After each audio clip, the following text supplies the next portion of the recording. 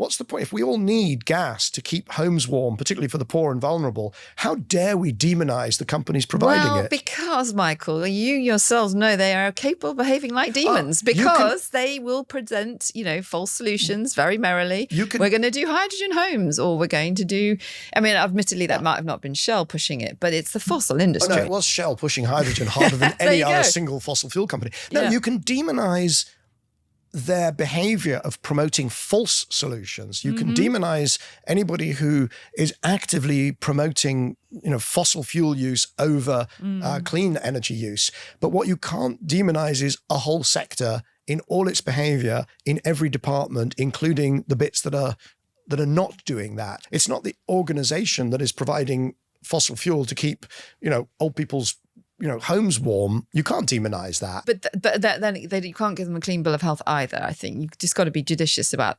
surgical. Yeah, surgical. Be very clear about what we are going to demonize.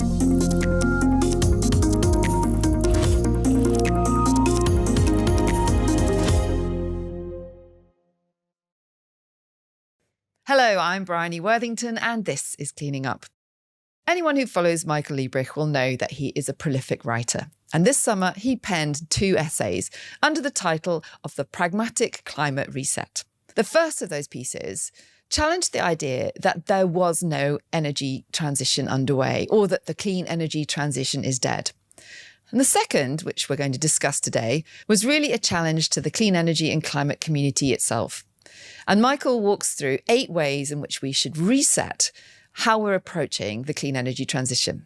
To discuss those ideas and more, I'm delighted to be sitting down today with Michael Liebreich to discuss the Pragmatic Climate Reset Part 2. Well, Michael, it's great to be here with you in London. We were in New York during Climate Week, and we had a really fun conversation about your part 2 of your Pragmatic Climate Reset. And so here we are recording a full episode, and it's a follow-on from our part 1 conversation that we had at the end of last season, episode 220. So I'm here to interview you about part 2. But before we do that, just as a recap, maybe you just want to give us a very quick summary of part 1. Let me just take a step back.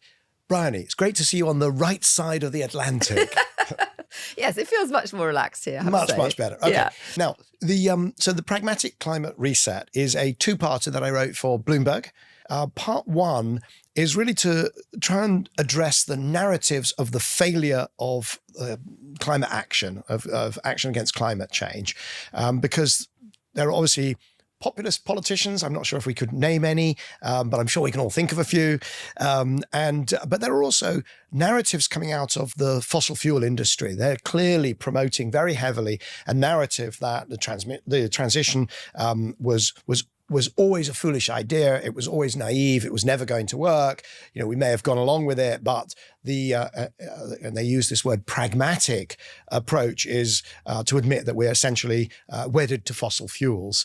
So part 1 was really to address that and say, no, sorry, if you frame the transition as being this dramatic drop in fossil fuels over a very few years, which is what 1.5 degrees would be, then yes, it has failed, because we're not, halving emissions in 10 years or 12 years, which is what we were told to do coming out of Paris, the Paris Agreement and so on. But if you actually take a more nuanced or a longer term view of how a transition might actually play out, then it's going to be the steady growth of clean energy. And that's exactly what we see. And eventually that will force fossil fuels off the system. And I wanted to get that out first, because part 2 is then a critique, I call it a provocation, of those people actually working on the transition, trying to address climate change, trying to stop climate change. And I didn't want to dive straight into a critique without first, in a sense, am I allowed to say punching both ways? It's a very violent analogy, but I don't want what I do to be just seen as a critique of those people who want to see a transition. It's a critique of those who say there is no transition and cannot be and should not be one. First, that's part 1. And then it's a critique of how we've actually been addressing the transition and what really needs to happen next in order to continue with what's really considerable momentum that we commentate on and talk about all the time. So part 2 then, I'm glad you explained it that way. I've read it. I agree with a lot of it, but I've got some questions for you where I slightly deviate from perhaps your suggestions. But overall, Bryony, you're allowed to completely disagree with all of it if you want. Actually, we're quite aligned. Despite our political differences, we are quite aligned on many things. But I suppose I read it and thought, okay, I can see what's happening here. But, you call out kind of green activists and you actually say something like, we should stop taking the knee to Greta Thunberg. And I thought that's interesting because actually, yes, she's pulling the politics one way. But what you didn't do in part 1 or part 2 was call out the kind of real kind of voices of populism who are saying climate change isn't real. I mean, amongst them is President Trump now, who last week addressed the UN and said it's all a hoax. You've got big influencers, you've got podcasters, you've got Joe Rogan. They're all pulling the politics in a particularly damaging way. And you didn't mention that. Was that conscious, or did you just, why pick out Greta? Right. So the phrase that I used, the only time I mentioned Greta, was I said that we should stop taking the knee to Greta Thunberg and start worrying about utility bills. So it's not just an attack on Greta Thunberg. It's actually trying to refocus, and it's a sort of shorthand for what I'm doing in part 2, which is refocus on the concerns of the average person. And so I may have used a florid, sort of turn of phrase to try to emphasize that. But you're right. What I didn't do in part 1 was address the populist politician, the reform here in the UK, or President Trump in the US, or, by the way, an increasingly long list of politicians in other countries as well. In a sense, it's because I kind of take it as read. I think everybody knows that there are those figures out there saying those things. I'm fundamentally an energy analyst. I think I'm more useful as an energy analyst than a political analyst.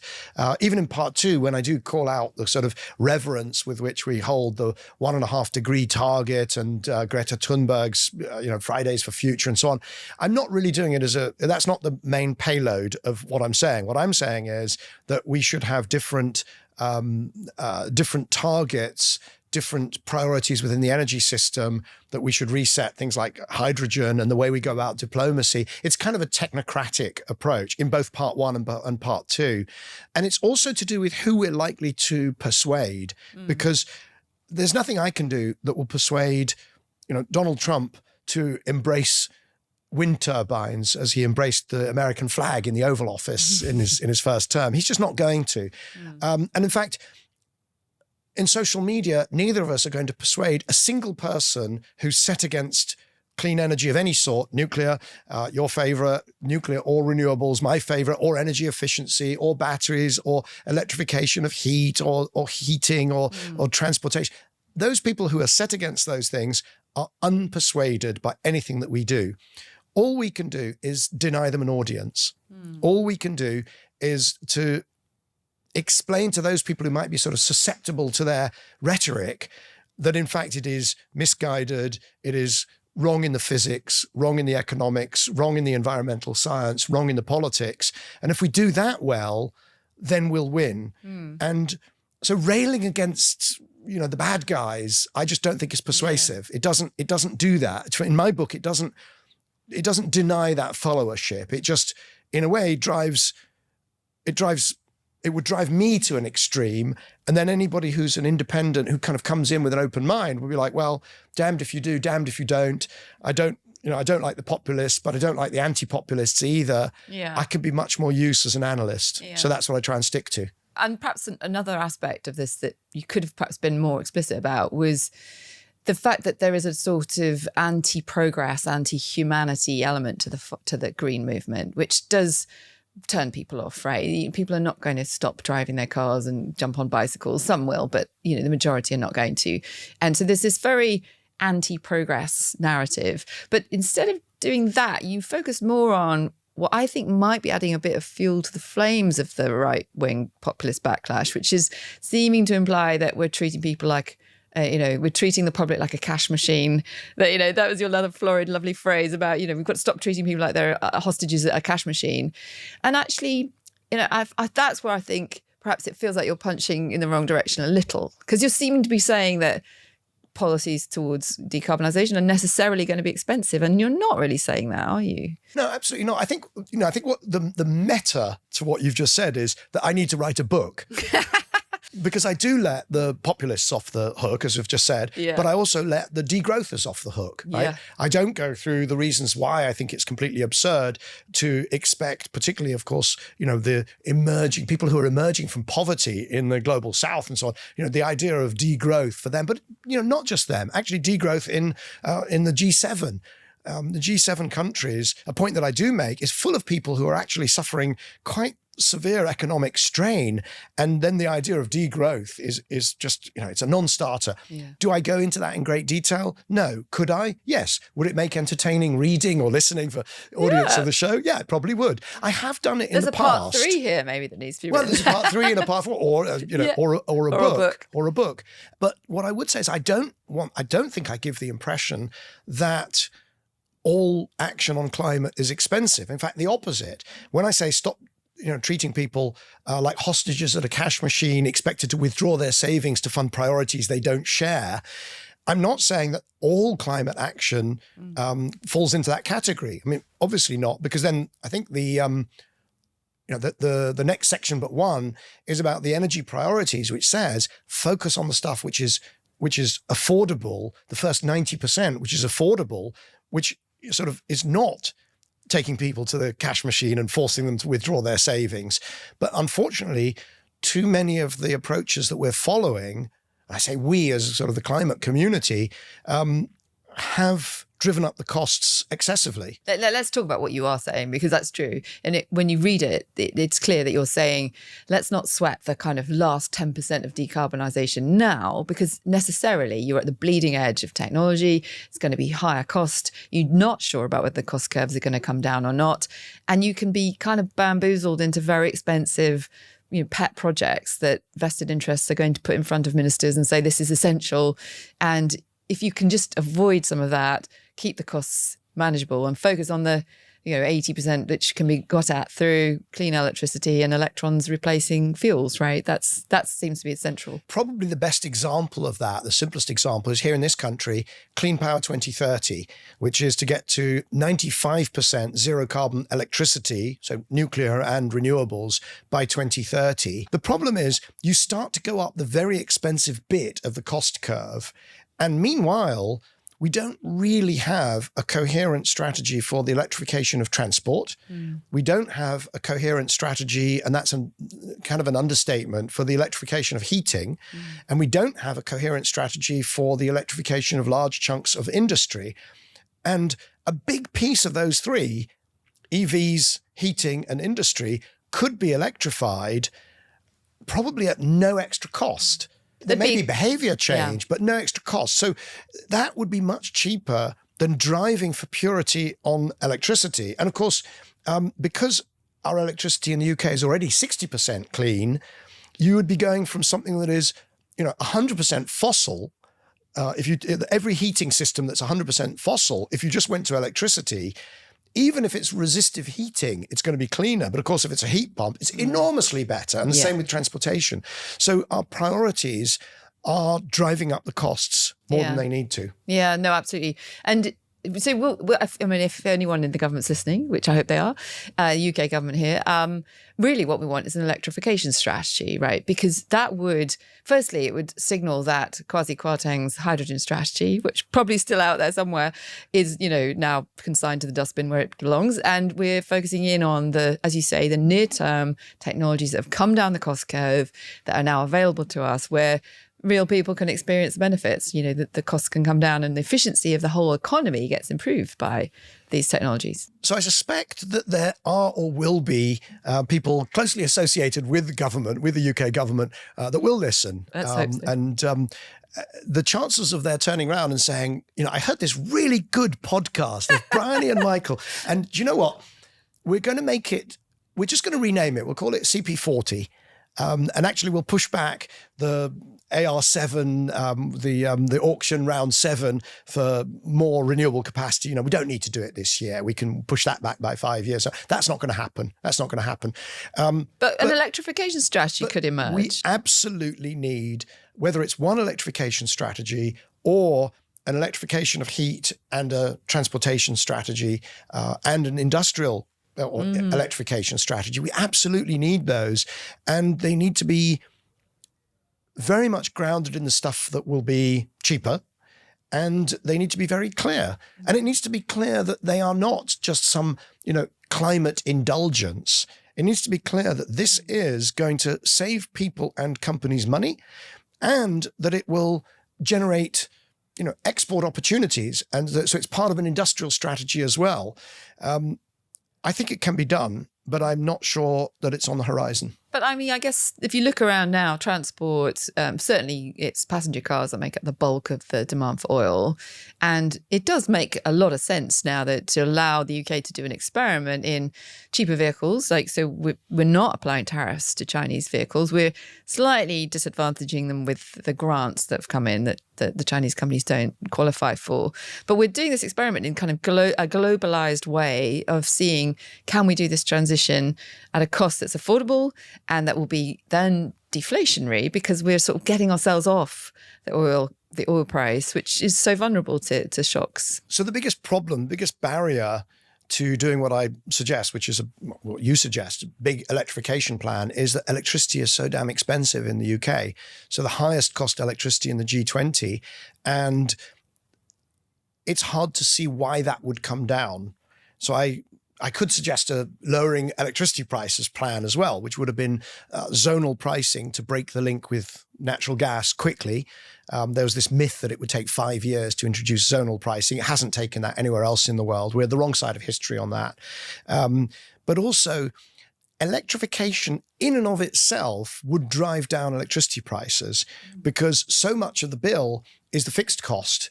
The more electricity demand there is, the more you push down that middle piece, the fixed costs. And then, of course, you've got to get some of the green tariffs or the social charges and the taxes. And I mean, I'm sorry, if Rachel Reeves, if the Chancellor is listening to this, put them into general taxation. Just get them off electricity, because that will drive electricity demand and will push down the prices, and then we can electrify. Yeah. So, and in a way, just mapping it back to the Pragmatic Climate Reset. Mm-hmm. I mean, we've skimmed through, we've done, the first section is politics, where I say, stop talking down to people and treating them like hostages at a cash point, and so on. I'm a bit dubious that that's what's actually happening. But anyway, yes. Well, there's an interesting conversation about, people certainly feel like that. And then you can have a debate about whether it is due to the rhetoric around climate. To what extent is the political pushback, the populist politicians anti-climate, is that just, a sort of endogenous outburst of their own making? Or is that because they've been annoyed by sort of sanctimonious, climate warriors and so on? But the other piece is to do with the targets. The 1.5 part 2 is the second section. There's these 8 sections. The second one is the climate targets. And the third, which is really the energy system, which is about focusing on the 90%. So we sort of skimmed through, I think, a few pieces. I think actually net zero has got a lot more flexibilities in it than people realise. And it isn't this, Ed Miliband telling you when you can make a cup of tea, which is how it's being portrayed by some in the right-wing commentators. It's just become a totemic fight. And I think, for me, the populists have just jumped on this because they think they can put a wedge into the argument. And I mean, actually, not a lot of people don't even know what net zero is. So I'm not sure it does play that well out there. But what they will say is, if you're cold in the winter or you can't get, everything can be blamed on this simplistic argument that it's because we signed up to net zero. But that's what they're very good at. They're very good at finding plausibly enough sounding solutions, which are actually not really real. What I tried to do in the piece was, in that section 2 on the targets, was really focus on the 1.5 degrees, which just mathematically means you've kind of got to be off fossil fuels by 2050. So 2050 net zero globally is what's required for 1.5 degrees. And what I did in the piece which was fascinating, was to go back to the time of the Paris Agreement, 2015, and try and remember where it came from. And honestly, when you do that, it's just extraordinary how little reflection there was of how much it would cost. 2018, the IPCC writes this report saying 1.5 degrees is much less risky. It's much better to get to 1.5 than 2, which I totally agree with. But it says that you have to be 50% off fossil fuels by 2030. And that means essentially destroying 50% of our energy infrastructure. And it's not in any of the IPCC modeling what the cost of that would be, the impact of having to replace it rather. And the marginal carbon price, the idea that you would have to then have a marginal carbon price of the things that you do of $6,050 versus $200 if you're going for 2 degrees. None of the politicians who jumped on the bandwagon of, 1.5, keep 1.5 alive, etc., none of them examined that. So I come out saying, we've really got to reset that. Absolutely. But I was then having to do a little bit of, I will be honest, sort of tap dancing or empretzelment, because even if you want to then get to 2 degrees, even if you say, look, we should do this in a more rational way, we should stick with what Paris Agreement actually says, which is 2 degrees, the developed countries, the rich countries still have to get to net zero at 2050 or thereabouts. I call it net zero-ish as opposed to absolute net zero. Yeah. But they need to get to net zero-ish by 2050 because if the whole world is to get there by 2070, let's say, which is 2 degrees compatible, then the rich countries have to get there first. Since you mentioned Paris and the international side of things, let's just touch on one of your favorite subjects, which is the science, because one of the legs of the reset is resetting science. And, you rightly, and I think this is one of the most persuasive parts of the essay, is call out the fact that science has been sort of taking a kind of shortcut for presenting worst case scenarios. And the shortcut they took was to amp up how much coal we were going to burn.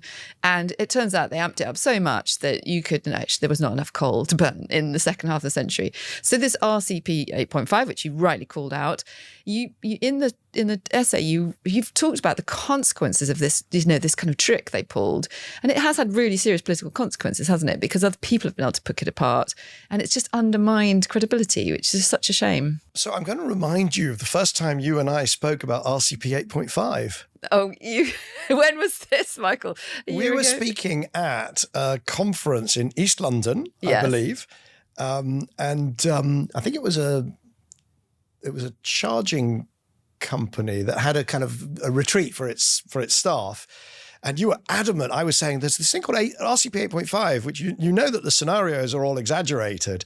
And you were adamant that couldn't possibly be the case. So it's interesting, isn't it? But it was, wasn't it? Yeah, it was. And I hadn't appreciated the trick they'd pulled because there are worst case scenarios, right? And I think you and I are on the same page on this, that sensitivities of climate are so unknown that, yes, there could be a worst case scenario. And not least because now we're discovering that we've got a termination shock of all the sulfur dioxide that we've taken out of our coal burn and our oil burn, which means that we're not reflecting as much sunlight and the concentration of greenhouse gases is still going up. And the double effect of that means that climate sensitivities could be much worse than they are. But rather than create an RCP that talks about that, they just amped up the coal ban. And I was sort of incredulous when you told me this, because I thought, how could they be so silly? And actually, it turns out they did it then, and they haven't really changed. They haven't acknowledged it, and they seem to be pursuing this sort of energy system focus when actually we need a whole Earth system focus that would give you a worst case scenario if you wanted one, right? And that might be useful, but to just try and pretend that the energy system is going to be on a worst case scenario seems to me, as you say, politically difficult, because as you say, people have been able to pick it apart and then they discredit the whole thing. Yeah, so it gets very technical very quickly. Because what you're referring to there are the sensitivities. You've essentially got the amount of CO2 that we put into the atmosphere, which is largely to do with the energy system, also a bit of deforestation, agriculture, and some other gases we mustn't forget. You've done some great episodes on methane and some of the kind of funkier gases. But there's the emissions, and then there's what does the Earth do about it? How does the Earth respond? And then, of course, and these are the different reports within the IPCC assessment reports.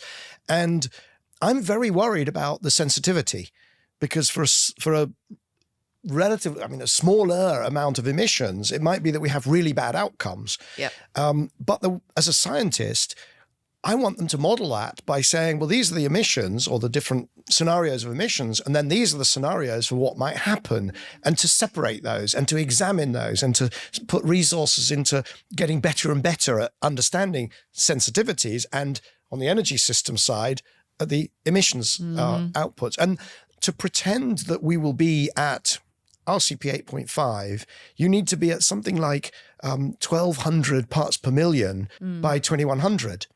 Well, you can't get there.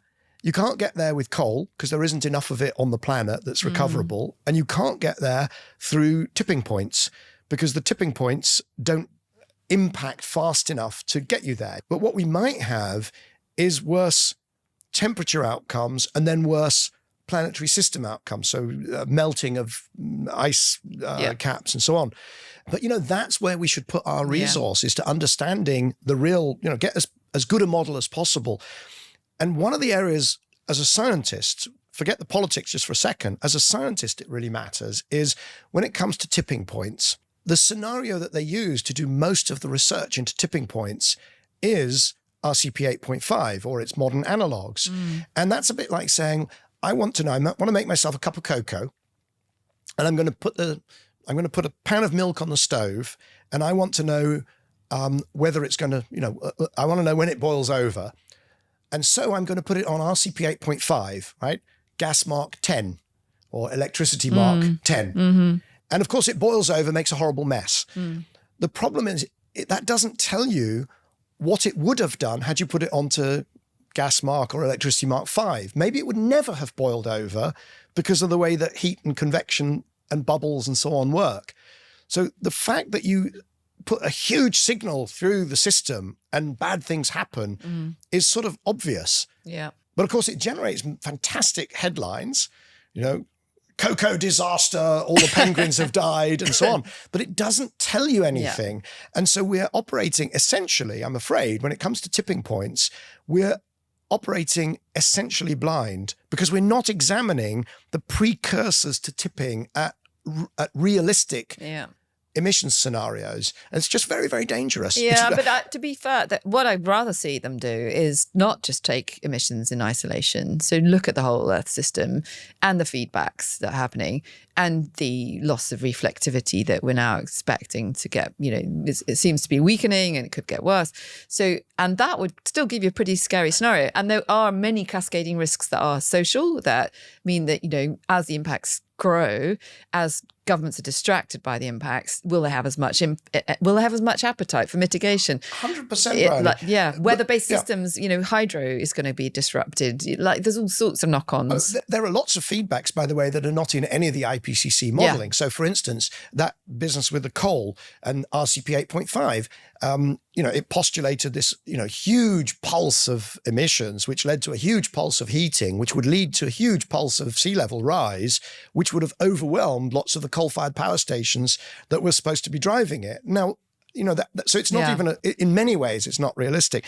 But I think, and I agree with you, we should be absolutely trying to get the best modelling, full system modelling that we can. And above all, then coming to the politics, not hitting it with assumptions that are so palpably wrong that you can immediately dismiss the whole thing if you want to. Yeah, which is in fact exactly what happened. Happening. Cleaning Up is supported by its leadership circle.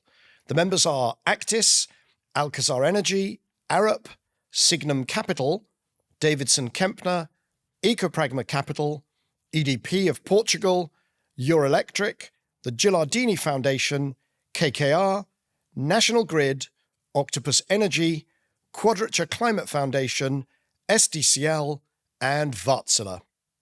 For more information on the Leadership Circle, please visit cleaningup.live.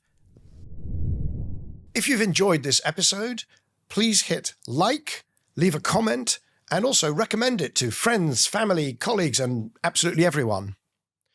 To browse the archive of over 200 past episodes, and also to subscribe to our free newsletter, visit cleaningup.live.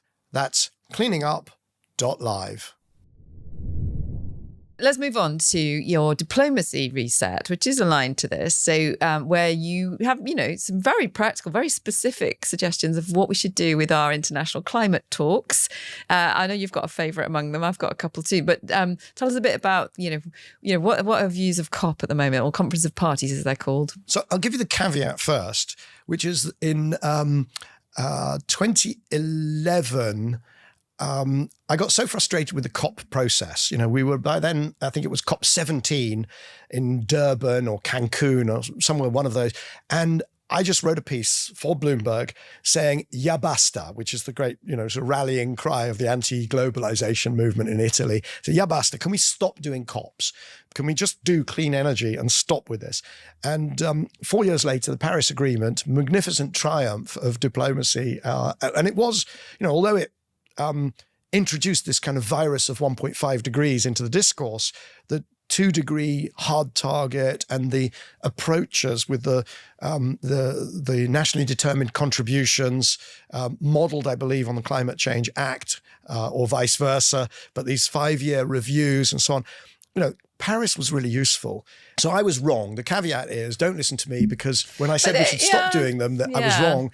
I don't say we should stop doing the COP meetings. We shouldn't disband or resile from the UNFCCC, but we've got to rein it in. We've got to, so one suggestion is hold COP meetings on islands where there are no more than 5,000 beds.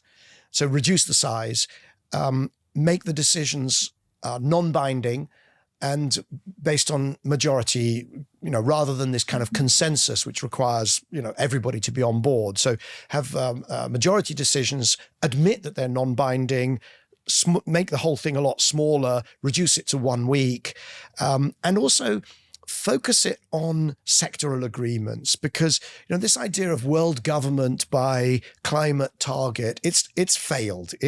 Not everybody bought into it ever. It has completely failed. Clearly, the US has explicitly said that that it's absolutely out of not just the climate targets, but the whole SDGs. And but there is a need for a forum where we talk about the steel industry, the shipping industry, the aviation industry, whether there's enough copper for all the electrification that you and I have spoken about.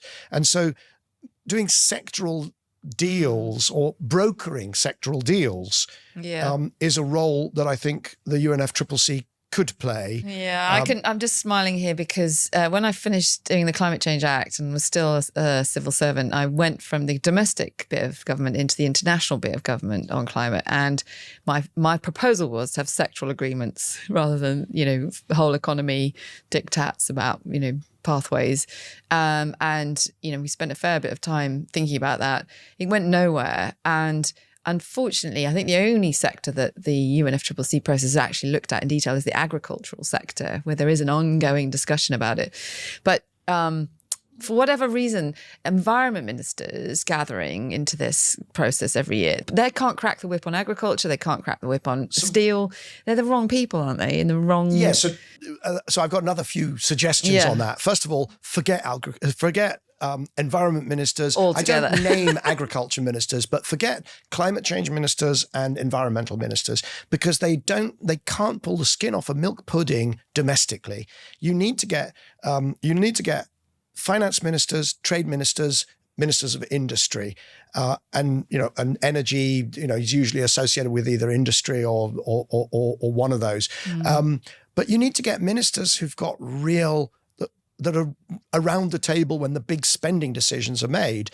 And even agriculture, those ministers can be very powerful, obviously in agricultural nations, but the whole area of land use should be just taken out of the UNFCCC. Just forget it, because land use is so bound up with social policy and, the way, even in a country like the UK, where we have essentially rounded to the nearest 5%, 0% farmers, it's still enormously emotive. But of course, these are incredibly important industries, both in emotionally, culturally, historically, resilience-wise, politically. Yeah. And so we're never going to affect them by saying, oh, I'm sorry, you can only emit this many tons of carbon and therefore you have to change the entire, rice growing approach of Japan. It's not going to happen. You can't do that without your different bits of the government talking. There is another one I wanted to talk about, which we didn't talk about in New York, ironically, which was when we met in person, which is the finance reset.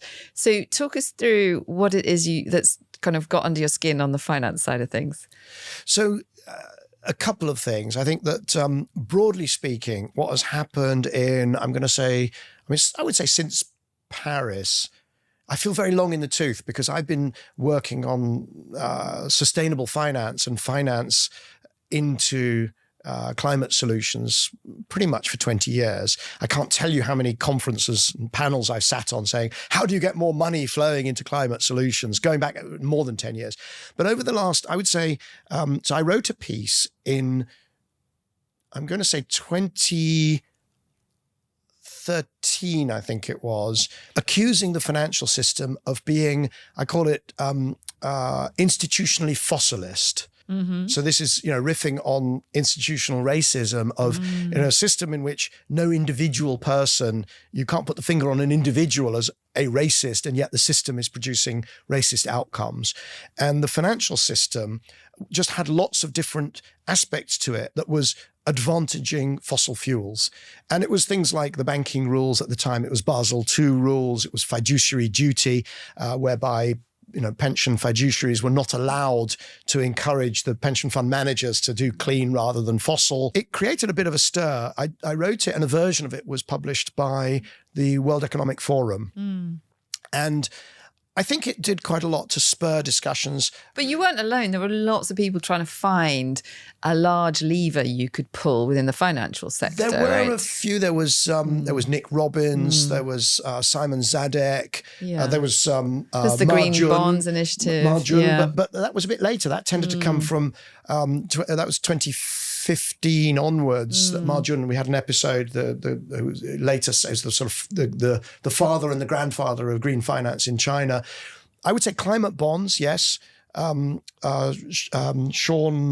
Kidney, exactly. Yeah. The Climate Bonds Initiative very early on, and Rachel Kite, whom I'm very much hoping to do a second episode of Cleaning Up with very shortly. And these were people who were working on it. I was not alone. But let me get back to the issue, why we need a reset. Because the pendulum swung completely the other way, from institutionally fossilist to these attempts to use the financial system to tilt the playing field in favor of climate and sustainable solutions. And the thesis was that if you could somehow demonize the dirty stuff, you could then choke off finance to fossil fuels, which would enable a flowering of clean solutions.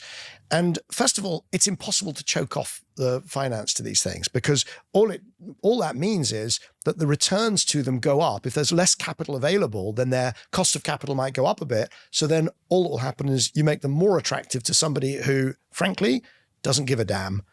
And so it's extremely difficult to choke off all the finance to any individual business. You could argue, well, maybe most of the finance to coal was choked off. Coal's cost of capital really did go up because of the climate issue. And by the way, is staying up. There's nobody building coal-fired power stations in the US, despite what's going on in the administration. But that model of central bank intervention to tilt the playing field, and the use of financial regulation, and then the whole edifice. So the first thing was on climate. We kind of tilted the playing field. Instead of just saying, let's get rid of the fossilism, but let's just have a flat playing field, the attempt to actually tilt it towards clean. But then the whole edifice of ESG, which was, I would say, to use a big word, epistemologically unsuccessful. The idea that if you could collect enough data, that you could truly see the climate or sustainability impact of an entire company out into the future is kind of ridiculous. I mean, there was this period where people forgot that what drives capital is the spreadsheet and what the returns are, and the inputs to that are specific policies. They're sectoral policies that change the equation, real economy policies. And there was this idea that you could just wave a magic wand and certain things would happen within the financial system, and you could do away with these sectoral policies, or at least they were second order. And I think hopefully people are realising that's just completely wrong. Well, there's a meta pot shot that I'm taking at politicians in that section, because if I'm saying that ESG and climate finance are not going to solve the problem, I'm also saying, because if you're too craven to regulate in the real economy, and if you want buildings to be low carbon buildings, if you want power stations to be low carbon power stations, if you want cars to be low carbon cars, then you've got to regulate in the real economy. If you want your industry, your ceramics industry to use, clean electricity rather than gas, don't expect some poor banker, working in New York I think that's to do right. your hard work for you. You've got to regulate in the real economy and do the hard yards. And I think that's specifically true in the West. I question China because, as you referenced, we had this amazing episode with Professor Ma Jun, who in China was able to line up macroeconomic policy, the cost of capital, making capital available, tilt the whole thing towards what they considered to be sustainable investments, right? And they had a definition of that, which was we're moving out of a fossil-only system into a clean system, and they seem to pull it off. And look at them now, right? Careful, because first of all, I think what he was talking about was what I think we would call joined-up policy. Yeah, but it had a macro element. It had a macro element, but there was, it was transport policy, energy system policy, agriculture, and so on. And when you say they had a macro element, notice that it didn't choke off at all the investment flow to coal-fired power stations. It was an incentive. It was a carrot for sure, as in reducing the cost of capital, weighting the capital towards clean. They definitely did that. Anybody listening who's looking for a PhD thesis topic, it would be fascinating to investigate whether that macro, whether it was the sectoral policies or the macro slight changes to the cost of capital and so on, the creation of green products. Take as a starting point the episode with Ma Jun. Watch that episode and make your own minds up. Yeah, and then you can interview everybody. And then do but your. But also, how analysis. relatable is that to everywhere else? Right, China has quite a unique situation with the access to the capital levers that it has and the huge investment banks they've got. And so the enormous misallocation of capital with no ill consequences, etc., etc., etc. Yeah. Well, anyway, okay, right. So let's move on to the last section, which was policy, which is probably the largest one, actually. Let me just, on finance, before we move on, what I do argue for is a level playing field, but a lot of transparency and, in a sense, because we still need, for instance, good HR policy, because it's not just the ESG was not just about climate. We do need good HR policies, and we do need good transparency on the data on emissions and so on.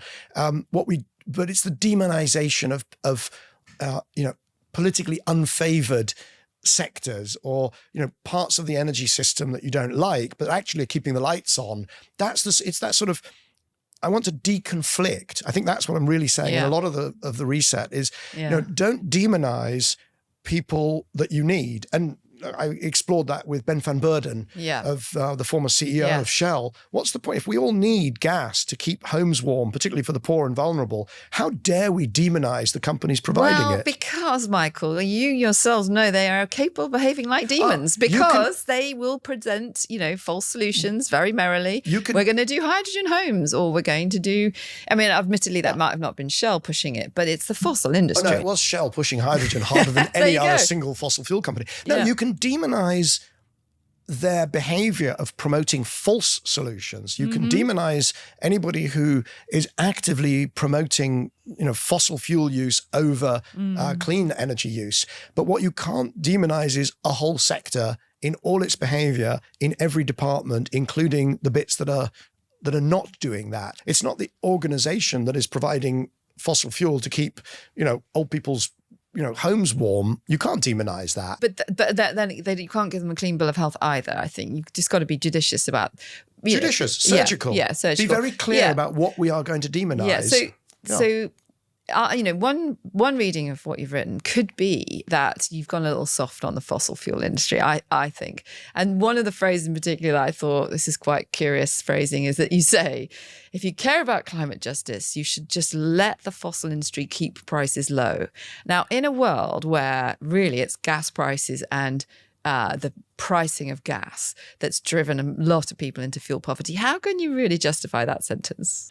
So I can't remember the exact phraseology of the sentence. I doubt that it was exactly that. I think what I say is that climate justice has to also include energy affordability. I don't think I say fossil fuel affordability. I say energy affordability. Let the fossil industry keep prices low. If it says that, then out of context, it sounds pretty bad, I will confess. Yeah. But here's the thing. What I'm really saying, and this goes back to the little 4-line model that I built of the energy system in part 1, which is just grow clean energy as fast as possible and let the clean energy push the fossil off the system. Inevitably, that might mean that the fossil energy prices drop. But you know what? The decline rates of fossil resources, the decline rates of gas and oil, and particularly non-conventional, if you frack for gas and oil, the decline rate is 10% a year. So if the prices do drop, it won't be for long. And what I think I'm trying to do with that sentence, which I need to go and see whether I really wrote, which I'm sure you're right, is when people talk about climate justice, they talk about the differential impact on different communities. We've got to look at disadvantaged communities. They might be breathing more polluted air, or they might be about to lose their jobs in poor communities because the mine is going to be shut, or whatever. They might be, in the extreme example, child labor and so on. And also the people who caused the problem suffering the worst impacts, right? You didn't cause the problem, right? And exactly. At a global level. Exactly. Globally, then countries with incredibly small carbon footprints and should not be expected to make any sacrifices at all. All agreed, all correct, 100%. But you've also got, if the model of the transition is, let's put a price on carbon, and that will drive up the cost of fossil fuels. But it's great because it provides the signal for the development of wind and solar and batteries and clean energy and energy efficiency. And so eventually it'll come back down.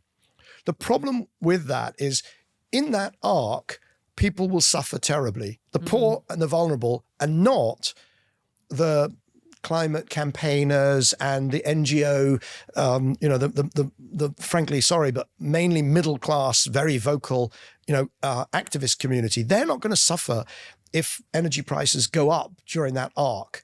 And so part of climate justice is allowing people to have access to affordable energy at all points in the transition, even if it means pulling back a little bit from the urgency of action. We cannot have a transition which starves people of energy services. No, I agree with that. That's not what justice looks like. No, of course, but there are ways of which you can price carbon and then pay the money back. Like we have social services, we have social policy, we have tax and rebate exactly. systems. But look what happened in Canada. Yeah.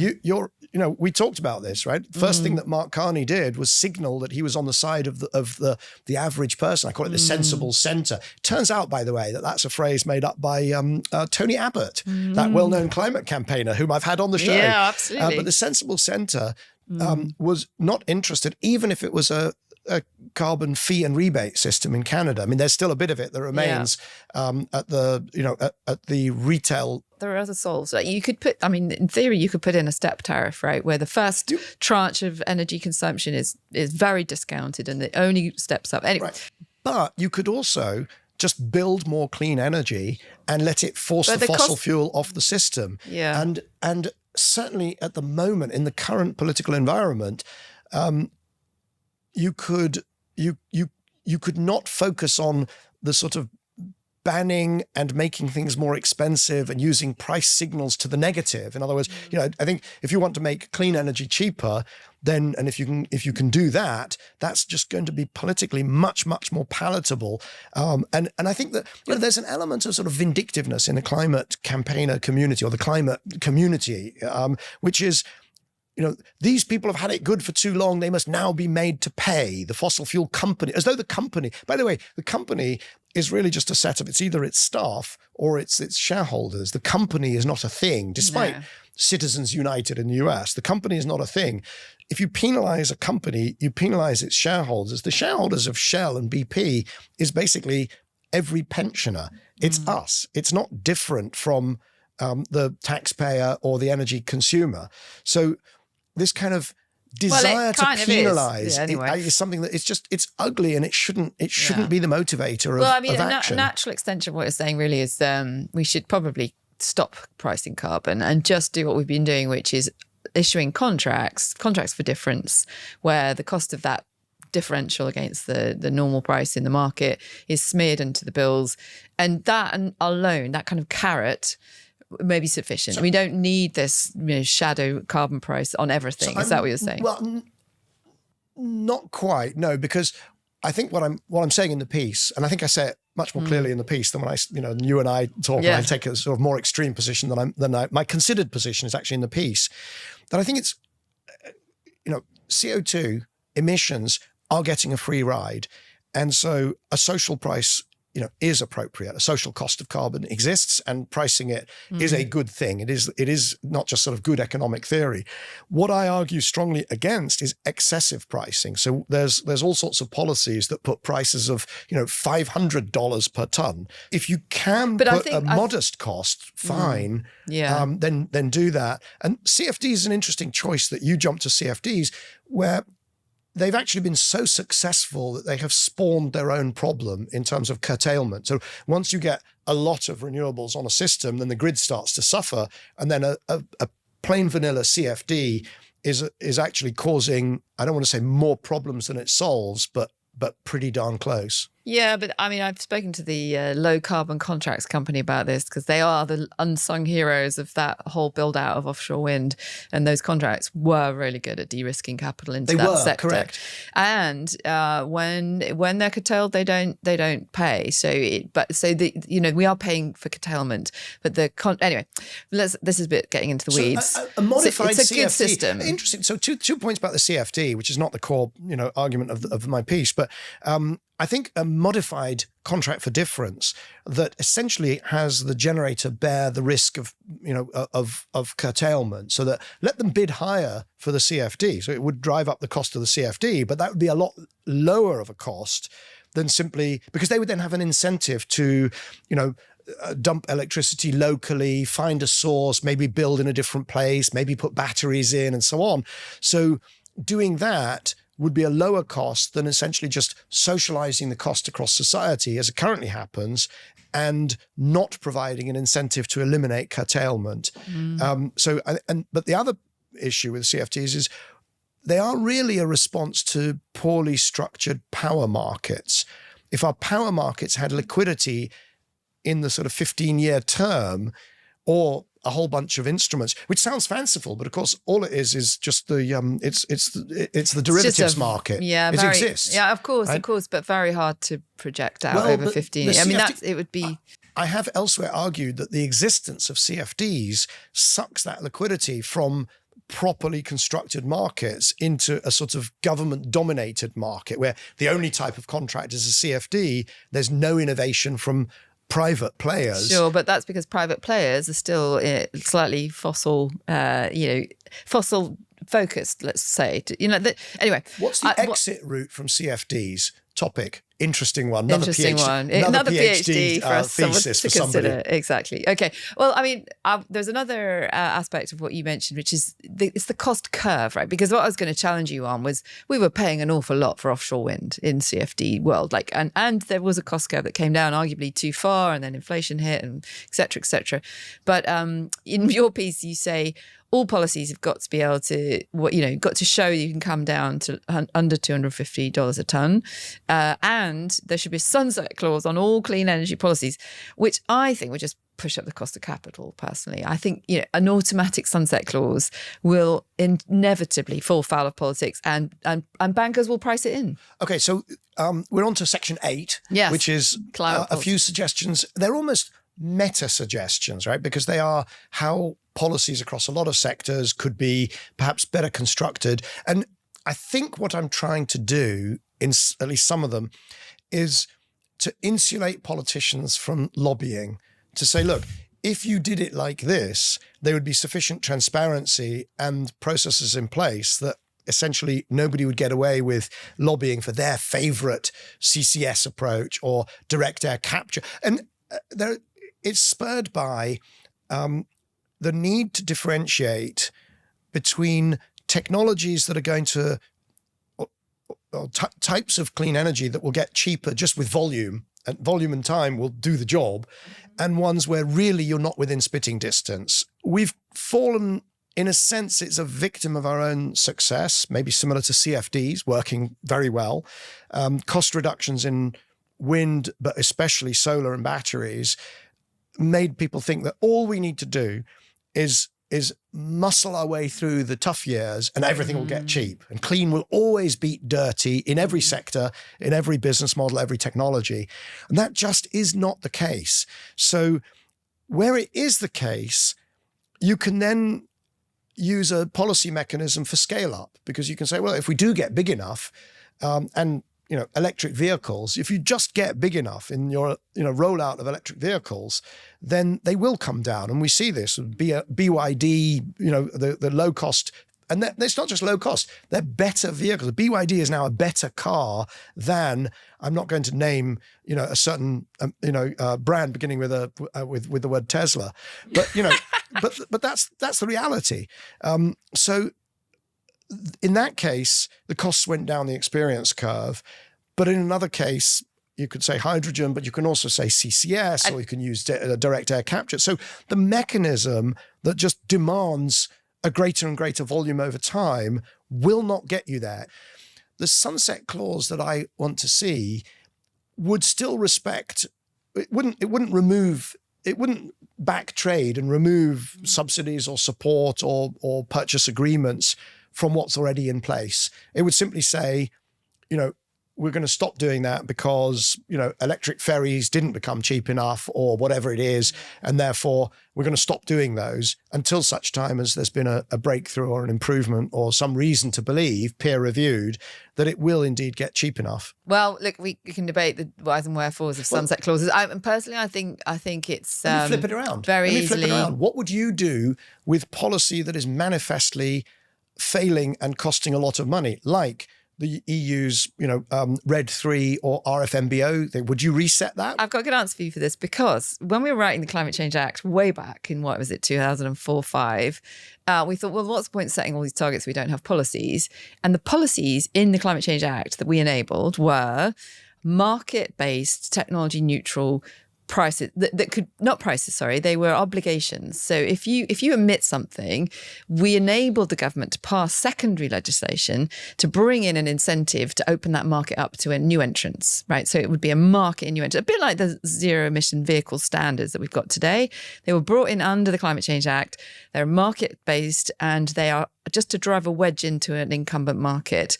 All of that is enabled in the Climate Change Act. And the reason we chose that instrument was because we felt it would be the least cost way of doing it.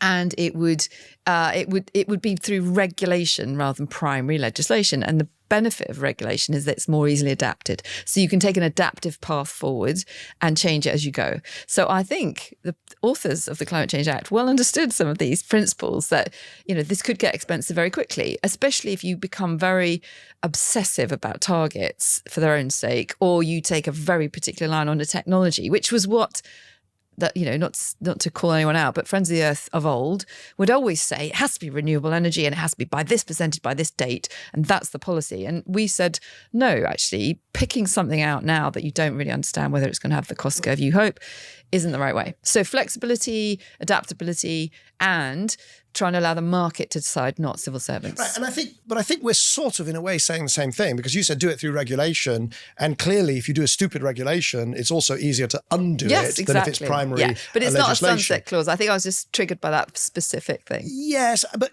I called the piece a provocation, because I think it's really important to have that conversation. Does it have to be a formal sunset, as in it just evaporates, if it doesn't get renewed actively? You could imagine a process which says that it at least comes up for debate in Parliament if the costs are out of the range, and those sorts of things. But let me give you an example of a bad approach. The IMO, the International Maritime Organization, and it's got this framework which might be ratified, in October, and it says that your fuel must have this carbon intensity. So what happens if you can improve lower your emissions by a non-fuel approach? So for instance, you might sail more slowly, or you might use wind power, or you might you're one of your favorites, a nuclear ship, which doesn't use a fuel at all. A couple of decades time, yeah. Well, but it doesn't allow that. It's supposed to cover many decades, and all it says is the fuel you use must be low carbon, and therefore it is essentially pushing them to using, probably first LNG rather than diesel, and then it will be renewable natural gas or bio, I don't know what you call it, bio LNG, and then of course the things they love, biofuels, but the thing they love, which is to push people to methanol and to push people to ammonia, which could be incredibly expensive, right? But it's written that way, and it's going to be very difficult to unwrite it because you need a lot of countries to agree. So it's just bad. It's just poorly thought through, and it's likely to impose costs on potentially on small island nations that are dependent on shipping, and will simply have to live with this thing if it goes through. We're running out of time, I'm afraid, Michael. We could go on and on because there's so much depth and breadth to your piece, and I thank you for writing it. It was a pleasure to read it, pleasure to be provoked by it, and I'm sure lots of people I've heard have said, thank goodness someone wrote it all down, because a lot of people have been feeling some of these things. So thank you. Can I say that I am actually disappointed with it, because I called the second piece a provocation, and far too many people have said, well, I fundamentally agree with all or most of it. And there are some people who've pushed back and said, we shouldn't be conceding that a reset is needed, or Michael doesn't understand how serious the situation is, which of course the problem with, the first one, we shouldn't concede a reset is a political point, which I'm not the expert, and good discussion. The one that says Michael doesn't understand how serious, the problem with that is it's a restatement of the need for urgency, but that is sort of disconnected from, I'm not saying go slower. I'm saying speed up. But the way to speed up is to strip off the barnacles. And so I think that, there is a good discussion going on, but it has landed rather too easily. It's not been provoking enough. Okay, well, that's an invitation for everyone to read it and send in their provocations and their responses to us here at Cleaning Up. One question to finish then. You're very candid about when you've been wrong, like saying, hey, yeah, basta to the COP process. What do you think you might have got wrong in this reset? Well, so I think that point about the political response, there's a very good response written by somebody called Pedro Fresco, who's runs an association of renewable and clean energy companies in Valencia in Spain, written in Spanish, but I read it in the original, I was very proud, but Google Translate works as well. And he's written a very, very cogent response to the political point that says, as soon as you admit that we need something called a reset, you've essentially conceded the field to the opponents. And that's I don't say I got it wrong, but I do accept that it's a very valid criticism. I think the other thing that maybe it's an omission, again, coming back to the need to write a book, I probably didn't think through enough, or certainly didn't address, how do leaders reset their rhetoric, their stakeholders, their organizations? Because it's very easy to say, we should just get rid of RED 3 and RFMBO regulations, or your bank, which espoused a 1.5 degree target, should now forget about that and maybe move to a 2 degree target. How?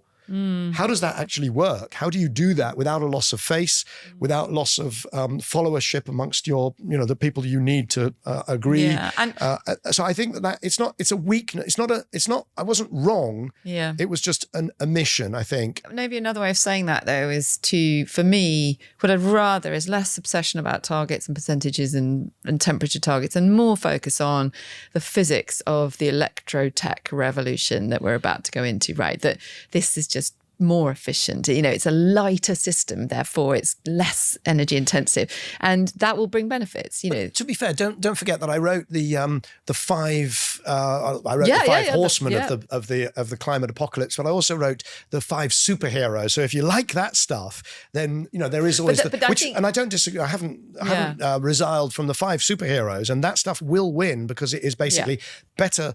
It's better economics. It's better thermodynamics. It's better for air pollution. It's better for the climate. It's just better. So that stuff will win. Electrotech stack does win. Yeah. So great. All right. Well, that would be how I would do it as a politician. Focus on the good stuff. Anyway, such a pleasure. Thank you so much for writing that, for getting us all thinking, and look forward to our next episode together, which I'm sure will be soon. Thank you. Always a pleasure. Thanks, Bryony. So that was Michael Liebreich discussing part 2 of his Pragmatic Climate Reset. As usual, we'll put links in the show notes to the episodes we mentioned and to the articles themselves. My thanks to Oscar Boyd, our producer, to Jamie Oliver, our editor, to the rest of the Cleaning Up team, and to the Leadership Circle members who make this podcast possible. Please join us at the same time next week for another episode of Cleaning Up. Cleaning Up is supported by its Leadership Circle. The members are Actis, Alcazar Energy, Arup, Signum Capital, Davidson Kempner, Ecopragma Capital, EDP of Portugal, Eurelectric, the Gilardini Foundation, KKR, National Grid, Octopus Energy, Quadrature Climate Foundation, SDCL, and Wärtsilä. For more information on the Leadership Circle, please visit cleaningup.live. If you've enjoyed this episode, please hit like, leave a comment, and also recommend it to friends, family, colleagues, and absolutely everyone. To browse the archive of over 200 past episodes, and also to subscribe to our free newsletter, visit cleaningup.live. That's cleaningup.live.